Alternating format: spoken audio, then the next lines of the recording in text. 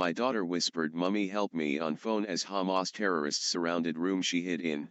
"I've heard nothing since." A weeping mum told last night how she listened helplessly as Hamas savages kidnapped her young daughter and elderly mother.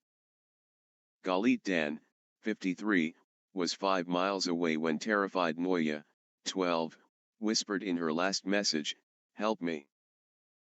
The youngster and her 80-year-old nan are believed to be held hostage in Gaza. Terrorists from Hamas also reportedly beheaded babies in a barbaric rampage through a nearby Israeli village which left 40 youngsters dead. Last night, farmer's wife Galit told how she waved Noya off for a sleepover with the girl's grand Carmela hours before Hamas attacked.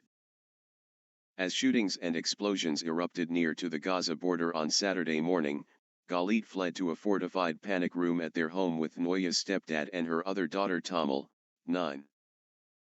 Noya and her nan did the same, and they texted each other in darkness for hours, too terrified to speak.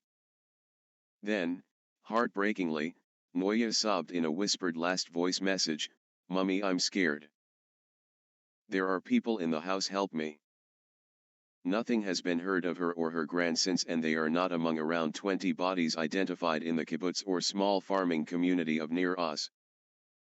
Instead, they are feared to be with 150+ hostages taken to Gaza bunkers, threatened with execution on video by Hamas.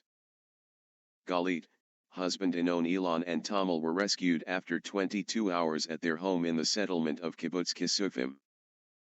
Galit, evacuated to a Dead Sea Resort hotel, told The Sun last night, "The pain is indescribable. My little girl went for a sleepover with her granny and was messaging us as these animals came for them. Our best hope now is that they have been kidnapped and will somehow survive. I am desperate to see my beautiful daughter home and beg anyone with power to do whatever they can. I am living every parent's nightmare. Every parent in the world will feel our pain." Galit fought back tears as she told how Noya was a high-functioning autistic child distressed by noise. Her stepfather Inon, 55, said, "Noya is a very sweet, very funny, very clever little girl, but she is also extremely sensitive because of her autism. It was heartbreaking hearing her last voice message begging for help when we were so powerless and surrounded by men trying to kill us. I don't know how she will be coping, but I just hope she is still with her granny and that she is doing her best to protect her. But Carmela is 80 years old and vulnerable herself. What do they hope to achieve by doing this to innocent, helpless people?" He told how they had fled into the panic room built into all properties in the area after sirens sounded early on Saturday. Inon recalled, "We heard shooting, then explosions, and could hear the Hamas soldiers shouting in Arabic, 'Slaughter the Jews.' None of us spoke and we were left in total darkness when the power went off.